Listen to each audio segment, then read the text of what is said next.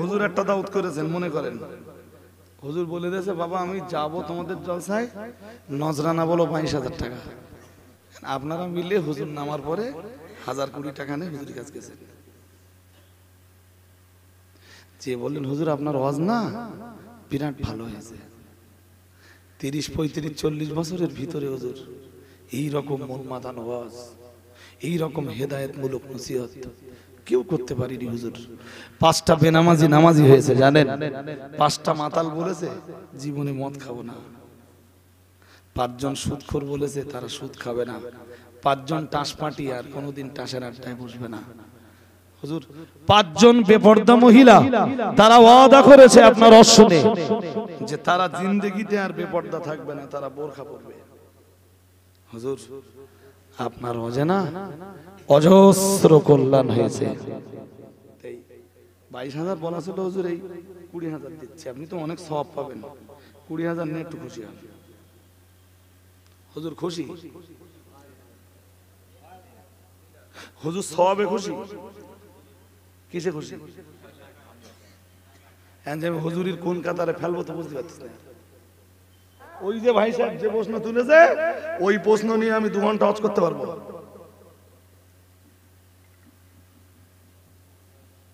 ঈমান থাকবে তারপর তো তুমি ফজিলতটা পাবে। জি আমি ঈমান কঠিন করে তুলছি রে। তবে ওই যে হাদিসে নবী বলেছেন মুমিন যারা ওরা এশার নামাজ ভারী মনে করে না, এই তো ক রাকাত নামাজ মাত্র আধা ঘন্টা লাগবে, তো আমি 24 ঘন্টার 23 ঘন্টা দিচ্ছি দুনিয়াদারির জন্য, মাত্র 1 ঘন্টা আমার মালিকের জন্য দিতে পারবো না যিনি আমাকে সৃষ্টি করেছেন। হাজিরিন মজলিস শুনে রাখুন, প্রিয় নবী মুহাম্মদুর রাসূলুল্লাহ সাল্লাল্লাহু আলাইহি ওয়াসাল্লাম পরে আবার বললেন, ও আমার সাহাবীরা মনে রাখো আমি মুহাম্মদুর রাসূলুল্লাহ সাল্লাল্লাহু আলাইহি ওয়াসাল্লাম বলছি, ওয়ালাউ ইয়ালামুনা মা ফীহিমা, আল্লাহ পাকের রাসূল জানিয়েছেন ওয়ালাউ ইয়ালামুনা মা ফীহিমা, আল্লাহ পাকের নবী বললেন আমার উম্মত যদি জানতে পারতো ঈশার নামাজের ভিতরে যা রয়েছে আর ফজরের নামাজের ভিতরে কি পরিমাণ রহমত লুকিয়ে রয়েছে, কি পরিমাণ সওয়াব লুকিয়ে রয়েছে, ফজর আর এশার নামাজের ভিতরে কি পরিমাণ আমার রহমত আর বরকত লুকিয়ে রয়েছে, আমার আল্লাহ পাক রব্বুল আলামিন তার বান্দাদের জন্য কি পরিমাণ রহমত আর বরকত লুকিয়ে রেখেছেন, আমার উম্মত যদি এটা জানতে পারতো, আমি মুহাম্মদুর রাসূলুল্লাহ সাল্লাল্লাহু আলাইহি ওয়াসাল্লাম বলছি লা লা আতাউহুমা ওয়ালাউ কানা হাবওয়ান ও কামা ক্বালা আলাইহিস সালাম। প্রিয় নবী মুহাম্মদুর রাসূলুল্লাহ সাল্লাল্লাহু আলাইহি ওয়াসাল্লাম বললেন আমার উম্মত হামাগুড়ি দিয়ে হলেও এশার নামাজ আর ফজরের নামাজ আদায় করে নিত। আরেকটু মন খুলে বলুন, আমার উম্মত যদি জানতো যে এশার নামাজে আর ফজরের নামাজে কি আছে, এশা আর ফজরের নামাজ কখনো ছাড়তো না, আর যে এশা না ছাড়বে আর ফজর না ছাড়বে বাকি 3 ওয়াক্ত এমনি তার হয়ে যাবে, যোহর আসর আর। ভাই সাহেব কি ঘুম পাচ্ছে? চা চা আমার কাছ থেকে খাবে না, রাগ করে সব নাকি? আমি পয়সা ধোয়ানি, অসুবিধা নেই। আল্লাহ এ ভাই বুঝতে অসুবিধা হচ্ছে না তো? আবার জিজ্ঞেস করে নিচ্ছি, আবার আজকে চলে যাওয়ার পরে বলবেন না তো যে বুঝতে পারিনি? এই কথাটা যেন আমার নামে বলেন না, আমি খুব কষ্ট পাই। আপনি জানেন না যেসব ছেলেপিলে মানুষ হওয়ার মতো আর কোনো লাইন নেই, তাদের তাই ধরে বিন্দে মানুষ করি আমি। হ্যাঁ সবাই হেরে গেছে, আমি হারি না, তাহলে আমি হারবো কেন? তাহলে মাস্টার কি জন্য দিয়েছি? এই মাস্টার যখন ক্লাস 9 পড়ে আরবি পড়তে পারে না, তা আরবি সাহিত্য কেমনে পড়বে? তাহলে তুই একটা কাজ কর, তুই না ব্যাগে করে একটা আরবি কায়দা দিয়ে তোর একদম আলিফ থেকে পড়াবো, তুই আমার টিফিনি ডেকে আনবি যে আর আমি তোর আলিফ থেকে শেখাবো। 3 মাসের ভিতরে ওরে আরবি পড়ানো কোনো শিখে নিল, তাহলে এবার পড়তে পারতেছি? তাহলে জি হুজুর পাচ্ছি। সেই ছেলে ক্লাস মাধ্যমিকে যে দুরন্ত রেজাল্ট করলো, কারো ছেড়ে দিলে হবে না, কারো কাছে হেরে যাবেন কেন? হবে না এটা কখনো বলবেন না, পারবো না এটা কখনো বলবেন না। আমি 75 বছরের বুড়োরে কোরআন শরীফ শেখানো লোক, চাচা হেরে গেলে হবে না, আমাকে কি করতে হবে শুধু বলেন একটু, আমি তাই করবো। না না না, ঠান্ডা না, গরম লাগতেছে, গরম লাগতেছে, লাগুক একটু, অসুবিধা কি? আমি বললাম না জ্যৈষ্ঠী মাসেও আমি স্টেজে পাখা চালাতে দেই, আর গাড়িতে থাকি যখন তখন এসি চলে। আল্লাহ রহমত আপনার, বুঝতেছেন। এবার বলুন তো, এই পর্যন্ত যা বুঝেছেন, জুমা নামাজ পড়ে সালাম ফিরিয়ে মসজিদ ছেড়ে চলে যাচ্ছে, ওরা কারা? নামাজে আনন্দ পেয়েছে? জোর করে বলে না, আনন্দ পেয়েছে?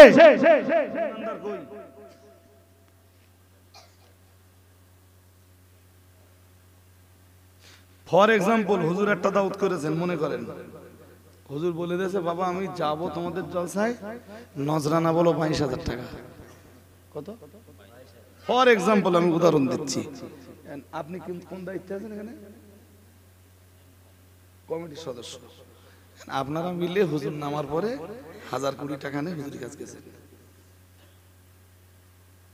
যে বললেন হুজুর আপনার ওয়াজ না বিরাট ভালো হয়েছে, 30, 35, 40 বছরের ভিতরে হুজুর এই রকম মন মাতানো ওয়াজ, এই রকম হেদায়েতমূলক নসিহত কেউ করতে পারেনি হুজুর। 5টা বেনামাজি নামাজি হয়েছে জানেন, 5টা মাতাল বলেছে জীবনে মদ খাবো না, 5 জন সুদখোর বলেছে তারা সুদ খাবে না, 5 জন টাস পাটি আর কোনোদিন টাসের আড্ডায় বসবে না। হুজুর 5 জন বেপরদা মহিলা তারা ওয়াদা করেছে আপনার অশুনে যে তারা জিন্দেগিতে আর বেপরদা থাকবে না, তারা বোরখা পরবে। হুজুর আপনার অজানা অজস্র কল্যাণ হয়েছে। 22,000 বলা ছিল হুজুর, এই 20,000 দিচ্ছি, আপনি তো অনেক সওয়াব পাবেন, 20,000 নিয়ে একটু খুশি হন। হুজুর খুশি? হুজুর সওয়াবে খুশি? কিসে খুশি? আমি হুজুরির কোন কাতারে ফেলবো তো বুঝতে পারছি না, বুঝতে কি অসুবিধা হচ্ছে নাকি? হ্যাঁ, এসব বললি রজব আলী সাহেব 1 বয়কট না 7 বয়কট। 7 বয়কট বোঝেন? হ্যাঁ, দাওয়াত নেওয়ার সময় আপনাদের রেঞ্জেই এত কম দাওয়াতি আসি কেন? দাওয়াত নেওয়ার সময় জিজ্ঞেস করে নেই, হ্যালো ভাই আমার দাওয়াত করতেছেন, করেন আবেগে পড়ে, তা আমার দাওয়াত ফিরিয়ে দেবেন না তো? তার মানে আরে কত হুজুর আছে বলবেন যে আমি রজব আলী থাকলে করি না, তখন আমার দাওয়াত ফিরিয়ে দেবো না তো ভাই? আমি যাবানি, যদি তোমরা জিবরাইলের দাওয়াত করে আনতে পারো আমার অসুবিধা নেই, আমি এরম বলা কক্ষ জি, আমার দোষ কি? দোষ কি? হুজুর ওয়াজ করেছে, নসিহত করেছে, জলসা কমিটি যে বলেছে হুজুর টাকা তো মাইশ দেওয়ার কথা ছিল, কিন্তু কালেকশনের আমাদের গ্রামের কন্ডিশন না ভালো না হুজুর, মানুষের আয় উপার্জনের দিকটা এখন একটু খারাপ যাচ্ছে, 1,000 টাকা কম দিচ্ছি। হুজুর খুশি? ওতে টাকা রয়েছে ভ্যানওয়ালার, ওই 20,000 টাকা নজরানায় ভ্যানওয়ালার টাকা আছে, মুটের টাকা আছে, ডেলিভারির টাকা আছে, রিক্সা চালকের টাকা আছে, জব কার্ডের কাজ করা মানুষের টাকা আছে। আছে না নেই? এরা যদি আল্লাহর আদালতে তোমার মতো হুজুরের বিরুদ্ধে মামলা দেয়, হুজুর মানে আল্লাহ তোঙ্গা না?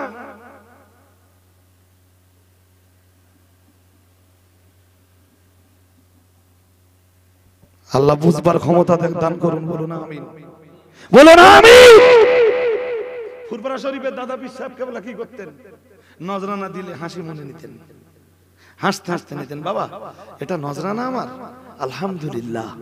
বসে এক পীর সাহেব কেবলা লিখেছেন, ওয়াজ নসিহতের বিনিময়ে জনগণ যে নজরানা হুজুরদের দেয় এটা উত্তম পর্যায়ের হালাল। আর একটু মন খুলে বলো, আবার যেদিন ফুরফুরা পীর সাহেব কেবলাকে নজরানা না দিতেন, মোটেই নজরানা দেয় দাদা হুজুরের সাগরেদরা বুঝতে পেরেছেন। সাগরেদরা এসে জিজ্ঞেস করছেন, হুজুর হুজুর একটা কথা বলবো হুজুর, ওরা নজরানা দেছে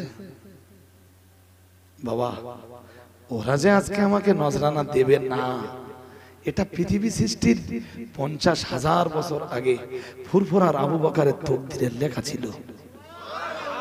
আরেকটু মন খুলে বলুন, এখন আমি ওদের কাছে নজরানা চেয়ে আল্লাহর লেখা তকদিরের বিরুদ্ধে ঝগড়া করতে পারবো না। সুবহানাল্লাহ পড়তেছেন না তো? দিন বদল গিয়া ভাই, দিন। শুধু মুসল্লির কথা বলে কি করব, হাজির কথা বলে কি করব, রোজাদারের কথা বলে কি করব, নামাজির কথা বলে কি করব, যদি আলেমের কথা বলি কন্ডিশন তো তাই। দরগাপুরি সাহেব হজ করতে গেছেন ট্রেনে করে, তখন উনি সদ্য স্কুল চাকরি ছেড়ে দিয়েছেন। দরগাপুরি সাহেবের জীবনী ইতিহাসে লেখা আছে যে তখনকার পিরিয়ডে চাকরি করে ঘি ভাত জুটত, ঘি ভাত। আর সেই জমানায় ঘি ভাত মানে বিরাট ব্যাপার, ডাল ভাতের কথা লেখেননি, ঘি ভাত। জি, চাকরি ছেড়ে দিলেন দাদা পীর সাহেব কেবলার রিকোয়েস্টে। এই আপনাদের ডায়মন্ড এলাকার কোথাতে কোন একটা গ্রামের নাম ইতিহাসের পাতায় পড়েছি, মনে নেই। ডায়মন্ড এলাকার কোন এক জলসায় ফুরফুরা শরীফের দাদা হুজুর কেবলা বললেন, মানে বজলুর রহমান দরগাপুরি, ওনার বাড়ি ওপার বাংলায়। জি, তো উনি এপারে হজ করতে এসেছেন। উনি তো দরগাপুরি সাহেবও বহুত বড় আলেম, দাদা পীর কেবলা উঠবেন আর দরগাপুরি সাহেব নামবেন, এরকম একটা কন্ডিশনে দরগাপুরি সাহেব যেই হাত লম্বা করে দিয়েছেন ফুরফুরা শরীফের পীর সাহেব হুজুরের দিকে, দাদা পীর কেবলা হাতটা ধরে বললেন, বজলুর রহমান দরগাপুরি, আল্লাহ তোমার এই কোরআন হাদিসের বহুত বড় আলেম বানিয়েছেন। বাবা বাবা তুমি চাকরি করছো, ঠিক কথাটা এরকম, বাবা তুমি চাকরি করছো, বাবা ভেবে দেখো চাকরিটা ছেড়ে দিয়ে পুরোপুরি দিনের খেদমতে আত্মনিয়োগ করা যায় কিনা। সুবহানাল্লাহ। কিছুদিন পরে বসিরহাট পীর সাহেব কেবলার সঙ্গে ওনার একটা জলসা পড়েছে, আর উনি দাদা হুজুর কেবলা আর বসিরহাট পীর সাহেব কেবলাকে এই দুইজনের ব্যাপারে খুব ভালো জানতেন। জি, বসিরহাট পীর সাহেব কেবলা একই কথা বললেন, সালাম কালাম করে বললেন, তুমি এত বড় আলেম, তুমি চাকরি করছো বাবা। আল্লাহু আকবার। দরগাপুর বসিরহাট পীর সাহেব কেবলা যখন বললেন, আগের একটা দাগ তো ছিল, দাদা পীর সাহেব কেবলা বলেছেন একটা অন্তরে একটা ধাক্কা লেগে আছে না। বসিরহাট হুজুর কেবলা যেদিন আবার ফের দ্বিতীয় ধাক্কাটা দিলেন, ওই ধাক্কায় পরের দিন স্কুলে যে হেডমাস্টারের কাছে রেজাইন লেটার দিলেন। উনি তখন বসিরহাট পুরো নাগরপুর হাই স্কুলের মাস্টার, ইংরেজিতে বিরাট দক্ষ ছিলেন উনি। ইংরেজিতে রেজাইন লেটারটা তো নিজের হাতে ইংরেজিতে লিখলেন, রেজাইন দিয়ে চলে এলেন, সোজা ফুরফুরা শরীফে চলে গেলেন। যে বললেন, হুজুর আপনি না বলেছিলেন আমাকে চাকরি ছেড়ে দিতে, হুজুর আপনার কথাতে আমি চাকরি ছেড়ে দিয়েছি। চাকরি ছেড়ে দেওয়ার পরে হুজুরের সংসার জীবনে কি অভাব।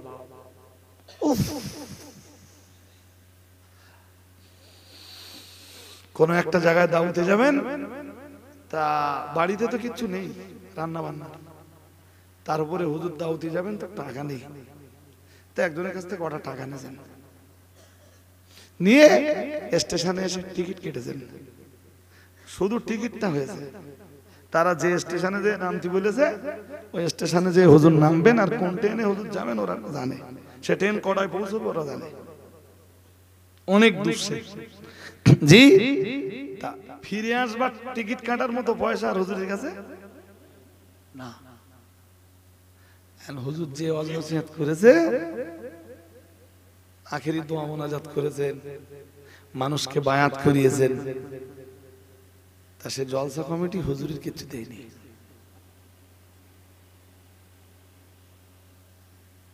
একদম মনের কথাটা বলেন, এখন যদি কোনো হুজুরের এরকম করা হয়, খুশি হুজুর?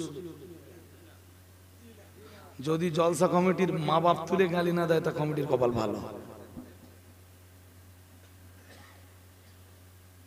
আমরা কারে হুজুর বলি? বিবেক দিয়ে কোনোদিন ভেবেছি? ঢুকেছি কোনোদিন তাদের ভিতরে? কোনোদিন ঢুকিনি। বাইরে বাইরে দেখি, হুজুর মনে করি, দাউদ দেই, মোটা অঙ্কের নাজরানা দেই, হুজুর চলে যায়।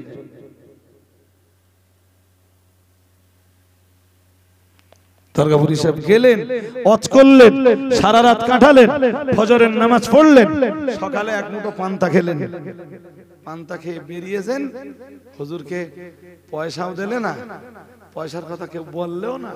আর দরগাপুরি সাহেব সেই ঘাড়ে একটা এরকম ব্যাগ থাকতো, ঝোলা ব্যাগটা নিলেন, হাতে একটা লাঠি, মাথার উপরে টুপি, তার উপরে একটা রুমাল, আর সেই লম্বা চওড়া মানুষ তো ওই রকম হাঁটতে শুরু করলেন। পিছন দিকে আর ফিরেও তাকায় না, যে দেখি ডাকে কি, ডেকে পয়সা টয়সা দেখি। স্টেশনে এসে খুব চিন্তায় পড়েছেন, উপায়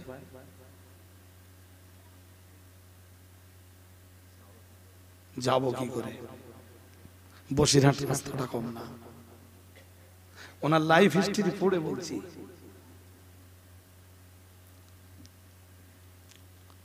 স্টেশনে বসে ভাবছেন, হয় বিনা টিকিটই যেতে হবে, যেটা চরম বেয়াদবি। শুধু বেয়াদবি না, যদি চেকারের কাছে ধরা পড়ি বিরাট বেইজ্জতি।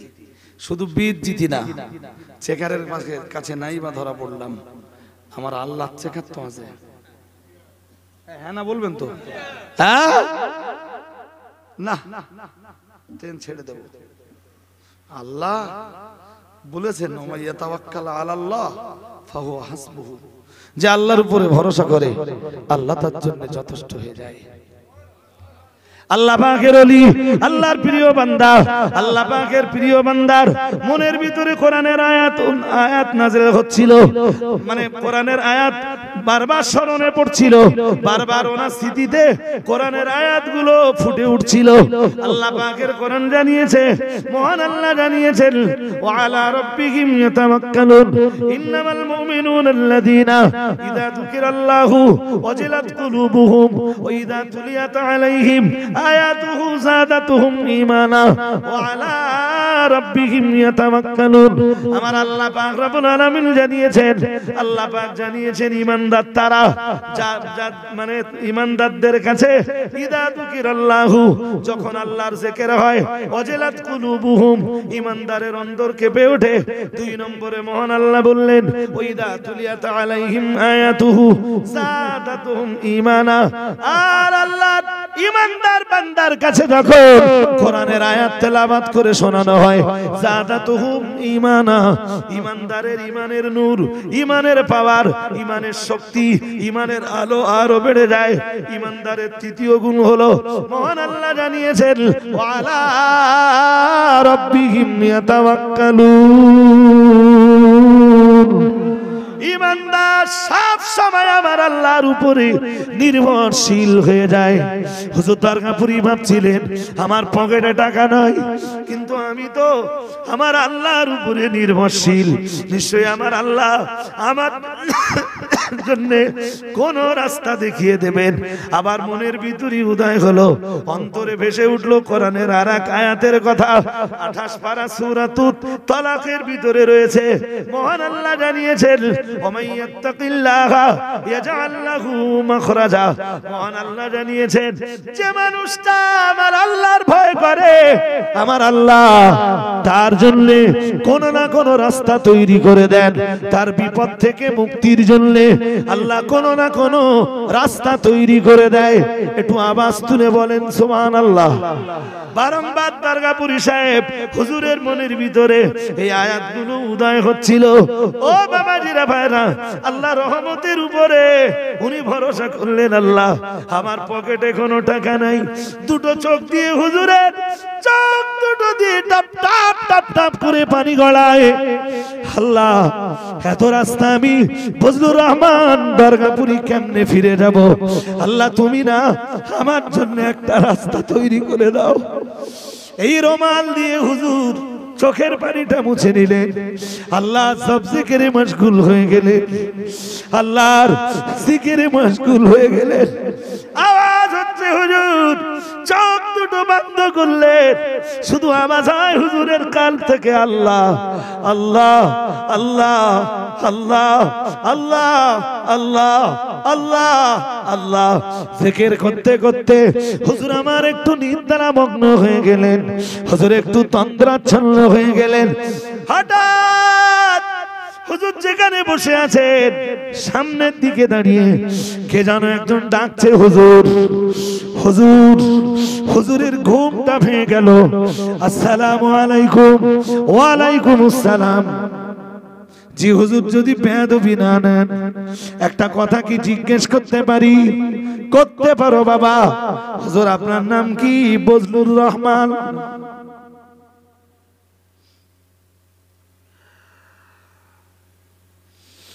বললেন লোকে বলে। কি বললেন? লোকে। ওই মুসাফা করার পরে এবার উত্তর দিচ্ছেন লোকে বলে। তুমি বাবা কে?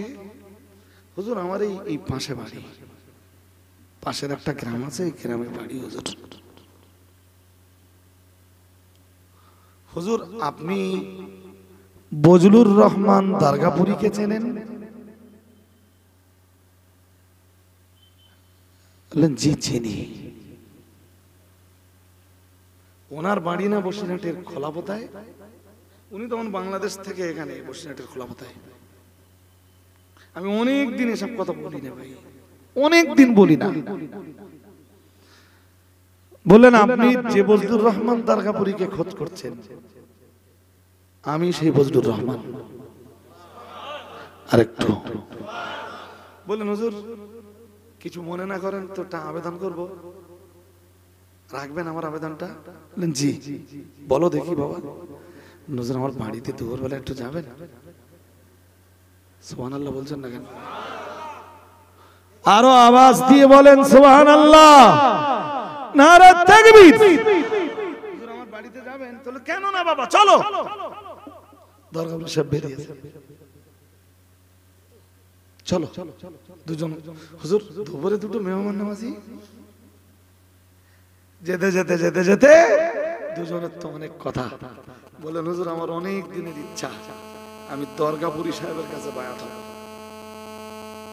আপনাকে চিন্তা মনে আমি হুজুর, তবে আপনার চেহারার আকৃতিটা শুনেছি যে আপনি অনেক লম্বা ছিলেন, তাই না?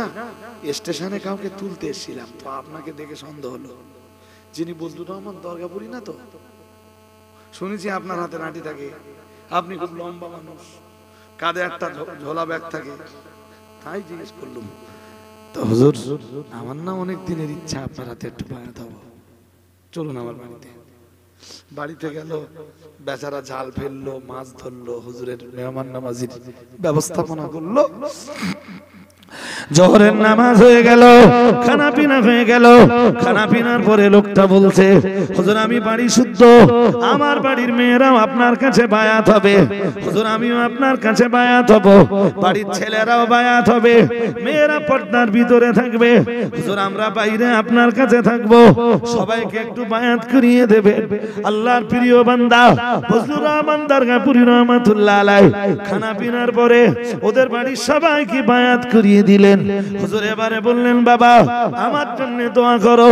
আমি তোমার জন্য দোয়া করি বেটা, আমি আমার এবার রওনাঙ্গির সময় আর থাকলে চলবে না বেটা, এবার আমার বসিরহাটে রওনা দেওয়ার সময়। ও মুসলমান বাবাজিরা, ছেলেটা বলছে হুজুর একটুখানি দাঁড়ান, আমার অনেক দিনের ইচ্ছা ছিল আপনাকে কিছু নজরানা দেব। হুজুর বায়াত হয়ে আপনাকে কিছু নজরানা দেব হুজুর। নজরানার টাকাটা তিল তিল করে অনেক কষ্ট করে গুছিয়ে রেখেছি হুজুর, নজরানার টাকাটা নিয়ে আসবার একটু সময় দেন। হুজুর আমার দাঁড়িয়ে গেলেন, ছেলেটা ঘরের ভিতরে চলে গেল, নিজের বিবিকে বলল, বিবি তোমার কাছে 100 টাকা তিল তিল করে আমি গুছিয়ে রেখেছিলাম। সেই জমানায় 100 টাকা মানে অনেক টাকা, 10,000 টাকার চাইতে বেশি, বলতে পারেন তদানীন্তন সময়ে 100 টাকা মানে লাখ টাকা। হুজুরের জন্য ছেলেটা এতটা টাকা গুছিয়ে রেখেছে। ছেলেটার বিবি বলছে, জি আমি মাত্র 10টা টাকা খরচ করে ফেলেছি, বাকি 90 টাকা আমার কাছে আছে। হুজুরকে আজকে 90 টাকা দিয়ে বিদায় দেন, পরে আমরা বসিরহাটের দরগাপুরে যে বাকি 10 টাকা নাজরানা হুজুরকে বুঝে দেব। ও ভাইরা আমার মনে রাখুন, আল্লাহ পাকের প্রিয় বান্দা হুজুর রহমান দরগাপুরীকে ছেলেটা 90 টাকা হাতে যখন তুলে দিচ্ছিলেন, হুজুর নিয়েছিল আপনার কাছে বায়াত হয়ে 100 টাকা নাজরানা দেব। হুজুর পারিনি, 10টা টাকা আমরা খরচ করে ফেলেছি। হুজুর এই 90টা টাকা রেখে দেন। দরগাপুরী সাহেবের চোখ দুটো দিয়ে টপ টপ করে পানি পড়ছে। আমার আল্লাহ জানিয়েছেন, ওমাই ইয়াতাবাক্কাল আলাল্লাহ ফাহুয়া হাসবুহু। যে মানুষটা আমার আল্লাহর উপরে ভরসা করে, আমার আল্লাহ তাআলা আল্লাহ পাক ওই মানুষটির জন্য যথেষ্ট হয়ে যায়। বাবা এত টাকা নাজরানা তোমার দিতে হবে না বাবা, বসিরহাটে ফিরে যাবার জন্য এত টাকা নাজরানা লাগবে না। বাবা জানো কেন? বাবা কেন? আমি যে স্টেশনে বসেছিলাম তুমি কি জানো? জি না হুজুর জানি না। বাবা গত রাত্রে যে গ্রামে গিয়েছিলাম, হুজুর রহমান দরগাপুরী হুজুর ওই পর্যন্ত বলে থেমে গেলেন, আর বলতে চান না। হুজুর তারপরে কি হলো? বাবা যে গ্রামে দামাতে গিয়েছিলাম, হুজুর আবার থেমে গেলেন। না বাবা শুনতে হবে না। জি না হুজুর একটু বলুন। না বাবা যে গ্রামে দামাতে গিয়েছিলাম এই পর্যন্ত বলে আমার আল্লাহর বড় ভয় হয়, আমি আর বলতে পারবো না তোমায়। হুজুরের চোখ দুটো দিয়ে টপ টপ করে পানি গড়িয়ে পড়ছে। বাবা আমার কাছে টিকিট কাটার চাইতে বেশি পয়সা ছিল না, কেবল আসবার ভাড়াটা ছিল, যাওয়ার মতো কোনো পয়সা ছিল না। বাবা যেটা বলতে চাইছিলাম, আসলে ওরা আমার সাথে কোনো বেয়াদবি করিনি বাবা, এটা ছিল আমার তকদিরের লিখনি। বাবা ওরা আমার কোনো নজরানা দেয়নি, এটা ওদের কোনো দোষ নয় বাবা, ওটা মহান আল্লাহ আমার তকদিরে লেখেননি। সকালবেলা আমি স্টেশনে এসে কেমনে বসিরহাট পর্যন্ত যাব শুধু ভাবছিলাম, আমার আল্লাহর উপরে ভরসা করছিলাম। আর আমার আল্লাহ বলেছেন যে আমার উপরে ভরসা রাখে আমি আল্লাহ তার জন্য যথেষ্ট হয়ে যাই। তাই আমি হুজুর রহমান দরগাপুরী এখন আনন্দের কান্না কাটছি। আমি আমার আল্লাহর উপরে নির্ভরশীল ছিলাম বলেই আল্লাহ তাআলা আল্লাহ পাক তার কুদরতি কবজায় আমাকে নিয়ে নিয়েছেন। আল্লাহ নিজের কুদরতি দায়িত্বে তুলে দিয়ে তিনি আমার বসিরহাটে পৌঁছে যাওয়ার মতো একটা ব্যবস্থা করে দিয়েছেন। আর একটু মন খুলে বলুন, আরো আওয়াজ দিয়ে বলেন, দিন বদল গিয়া ভাই, দিন। হ্যাঁ বলেছি না যে এসব কথা বললে আমি এক বয়কট না 7 বয়কট। অনেকদিন ছেড়েও দিয়েছি সব কথা বলা, বিশ্বাস করুন ছেড়ে দিয়েছি, বলি না কোনো মজলিসে। আমার 10 বছর আগের বক্তব্যের রেকর্ড গুলো খুলে দেখেন, ইউটিউব যেগুলো ধারণ করে রেখেছে, তুঙ্গে বক্তৃতা করেছি। জি একবার বলেছিলাম আজকের মজলিসের শুরুতে, আমার কথা মনে নেই, বলেছিলাম দাদা পীর কেবলার এই মজলিস কায়েম করার উদ্দেশ্য ছিল এক, এখন হয়ে গেছে, মনে আছে? বলেছিলাম এখন পরিণত হয়েছে দিস ইজ বিজনেস প্ল্যাটফর্ম।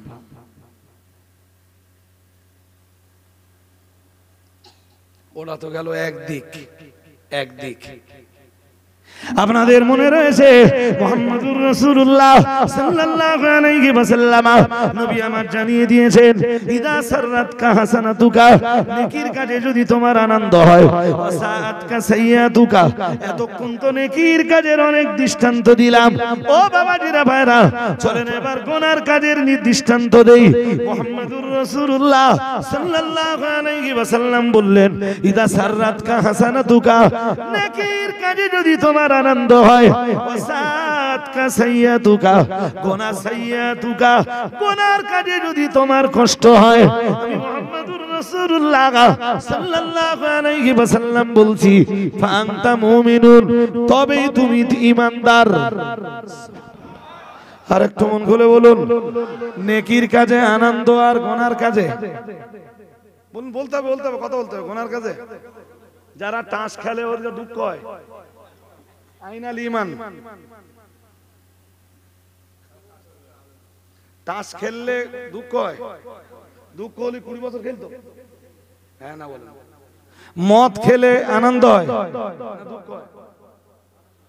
নবী কি বললেন? নেকির কাজে বলতে হবে, আপনাদের বলতে হবে আনন্দ, আর গুনার কাজে উম্মতের কি হচ্ছে?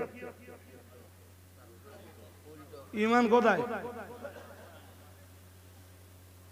ছেলে বেদে 2 লাখ টাকা দাবি করেছে, মেয়ের বাড়িতে টাকা এসে গেছে, বাপ গুনতেছে টাকা। আনন্দ না দুঃখ? হওয়া দরকার ছিল কি? হচ্ছে কি? ঈমান কোথায়? আমি নেই বলিনি একবারও, আমি একবারও বলিনি নেই।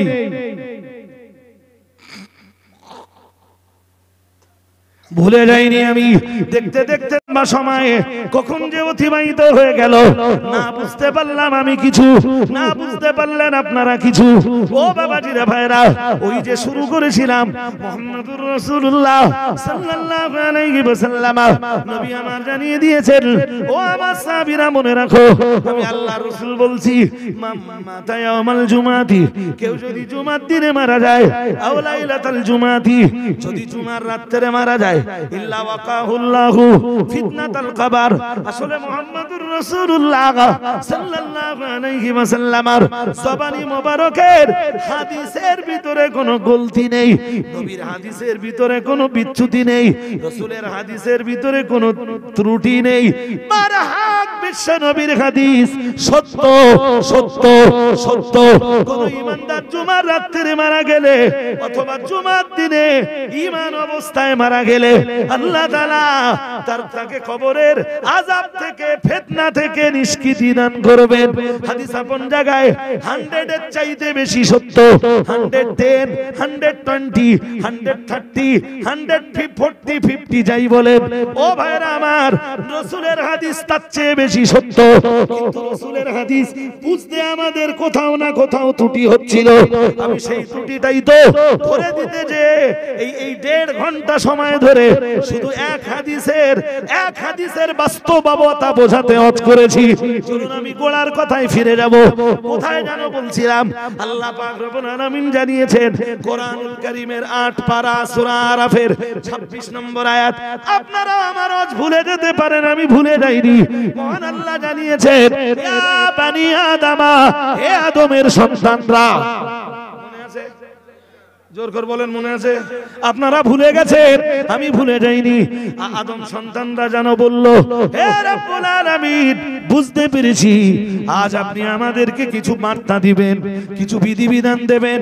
আল্লাহ পাক রব্বুল আলামিন বললেন, হে আদমের সন্তানরা শোনো, তবে আমি আল্লাহ পাক রব্বুল আলামিন বলছি, আমি আল্লাহ পাক রব্বুল আলামিন বলছি।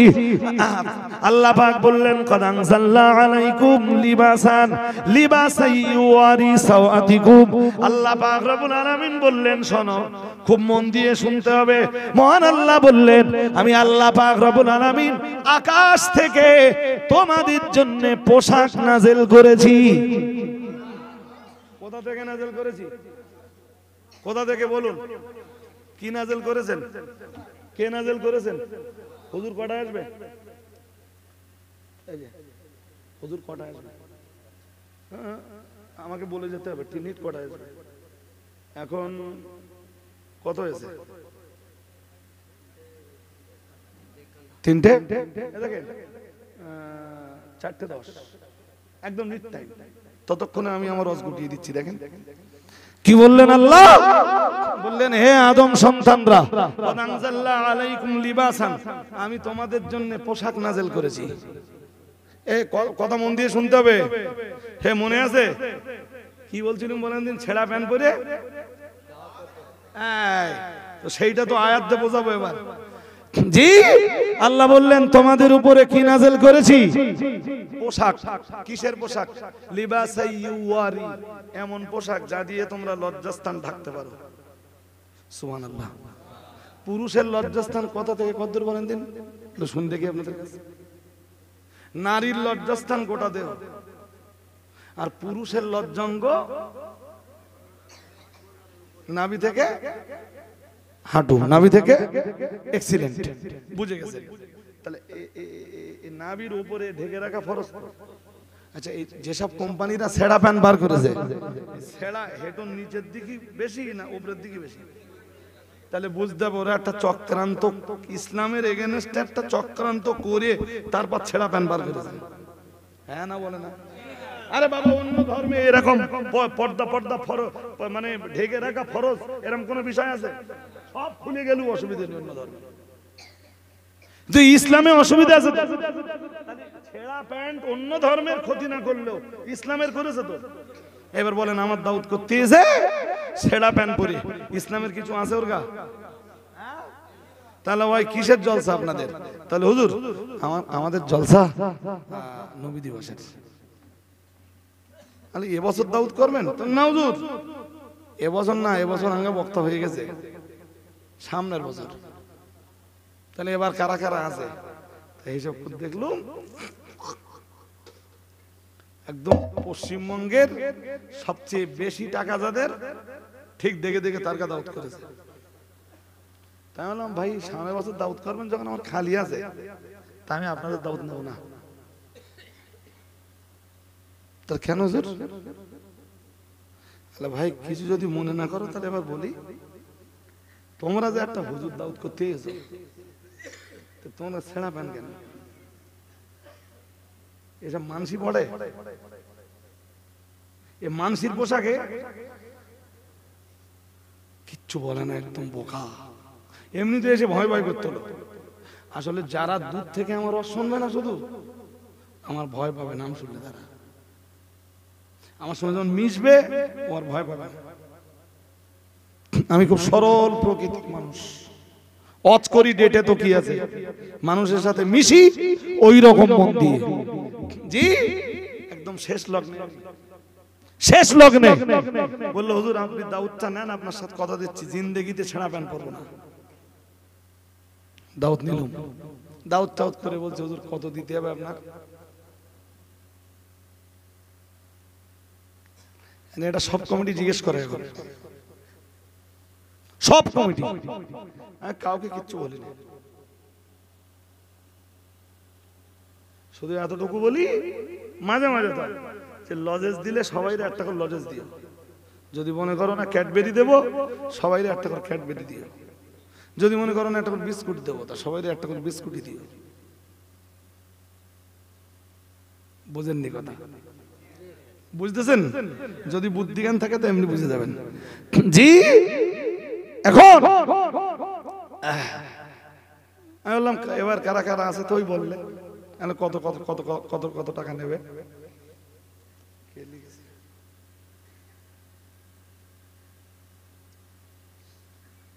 সানোয়ার গাজী কেসে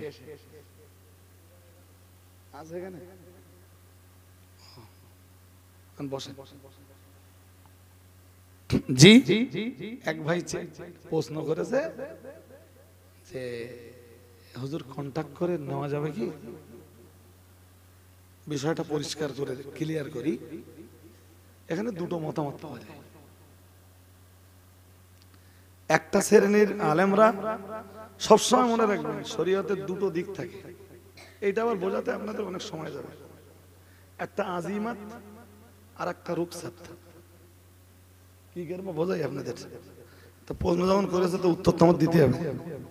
এই এলো রাত্রিবেলা একা বাড়ি আসতেছে, ও ধরেন নিশ্চিন্ত পড়তে, দুষ্কৃতীরা ধরেছে। সে যে দুষ্কৃতি হোক, এই জায়গায় বন্দুক থেকে বলতেছে বল আল্লাহ কজন? মুসলমানের আল্লাহ কজন? একজন বললি ওরা শুনবে না, 12 জন বলতে হবে। শুনছেন নাকি? যদি একজন বলে মেরে দেবে, আর যদি 12 জন বললে এই লোকটা এখন কি করবে বলেন? 12 জন বললে ছেড়ে দেবে, মারবে না প্রাণে, হয়তো এমনি একটা ঘুষি টুসি মুখ টুক দাগ করে দিতে পারে, আলাদা ব্যাপার, পুরো মারবে না। এই লোকটা বুঝতেও পারতেন যে 12 জন বললে ছেড়ে দেবেন, আর একজন বললে মারবেই, একদম 0 পয়েন্টে লাগিয়ে দিয়েছে। মশলা কি জানেন এই ক্ষেত্রে? এই মশলা বুঝলে ওই মশলা বুঝলে। মশলা কি জানেন? মশলা হলো এর 2টো সূরাত আছে। প্রথম সূরাত আজিমাত, মরবো বাঁচবার জন্য 12 জন বলবো, এর নাম আজিমাত। এর নাম আজিমাত, মানে কঠোরতার জায়গায় দাঁড়িয়ে থাকবো, জীবন দেব, ঈমান দেব না। আর একটা সূরাত আছে, তার নাম হলো রুখসাত। তার নাম কি? রুখসাত।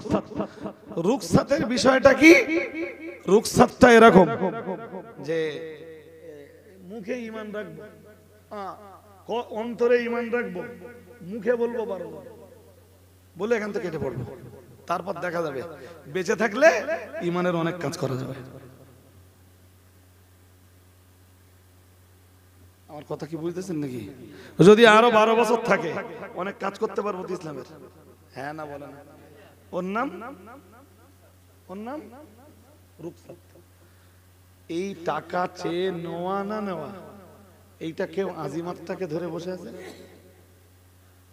আর কেউ রুখসাতটাকে গ্রহণ করেছে। কিরম ভাবে জানেন তো? তাহলে আমরা খরচ করে টাকা নিচ্ছি না, পথ খরচ বাবদ নজরানা নিচ্ছি। আমি যাব, 30,000 টাকা পথ খরচ দিতে হবে।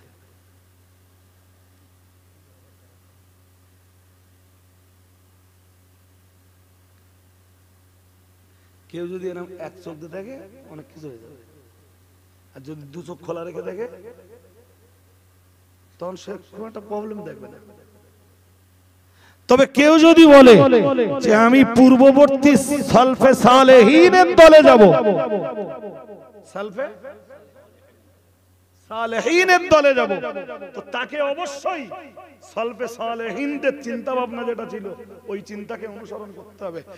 যে চিন্তার অনুসারী ছিলেন ফুরফুরা শরীফের পীর সাহেব কেবলা, যে চিন্তার অনুসারী ছিলেন 5 হুজুর কেবলাগণ, যে চিন্তার অনুসারী ছিলেন বসিরহাটের বড় মাওলানা সাহেব, যে চিন্তার অনুসারী ছিলেন হুজুর দারগাপুরী রহমাতুল্লাহ আলাইহি, সুবহানাল্লাহ। এই ব্যাপারে তারা সবাই আজিমাতটাকে গ্রহণ করেছে। এবার আপনার ব্যাপার, আমার কথা কি বুঝতে অসুবিধা হচ্ছে?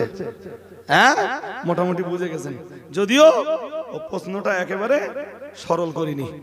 জি, যথেষ্ট বর্তমান সময়ে দাঁড়িয়ে এই প্রশ্নের অ্যানসার করা যথেষ্ট কঠিন, যথেষ্ট কঠিন।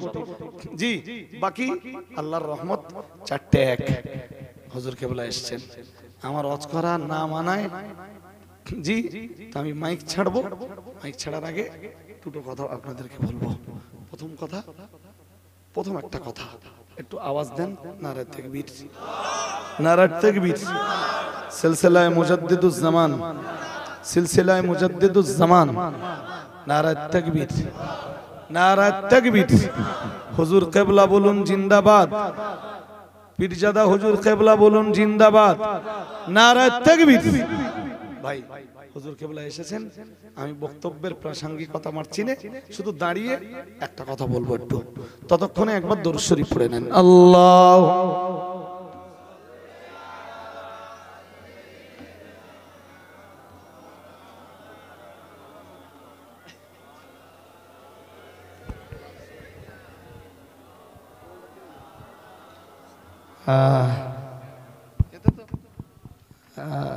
একটা 2টো কথা একদম শেষ লগ্নে, যারা বসে আছেন বসে থাকতে পারেন, সমস্যা নেই। জি, একটা 2টো কথা, একটা কথা বলতে, গতবার হয়তো বলেছিলাম যে বসিরহাটের শাকচুড়া বাজারে খাদিজা মাদ্রাসা, যেটা আপনারা ব্যানারে লিখেছেন, খাদিজা মাদ্রাসা এবং ফাতেমা মাদ্রাসা দুটোই আমার দায়িত্বে চলে, একে অন্যের পরিপূরক, একটা অন্যটার শাখা। এই দুটো প্রতিষ্ঠান মিলে এক্ষুনি 1350 ছাত্রী আমার, তাদের খাওয়া, তাদের একরকম সব রকম পরিষেবা আমাকেই দিতে হয়। আর টোটাল পার ইয়ার 2 কোটি টাকার বেশি খরচ। এই টোটাল খরচ সব জনগণের পকেটের টাকা। জি জি, তো আমি দুবার আপনাদের কাছে আসছি। যদি কখনো মনে হয় যে আমার মাদ্রাসাতে কিছু পয়সা দিতে পারবেন, তো এখানে যারা যেসব ভাইরা আমাদের হাসিবুর ভাই রয়েছেন, কি পয়সা দিলে পৌঁছে